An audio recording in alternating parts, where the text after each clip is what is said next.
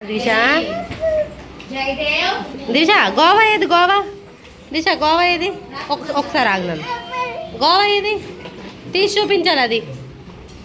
very good cherry ఏది cherry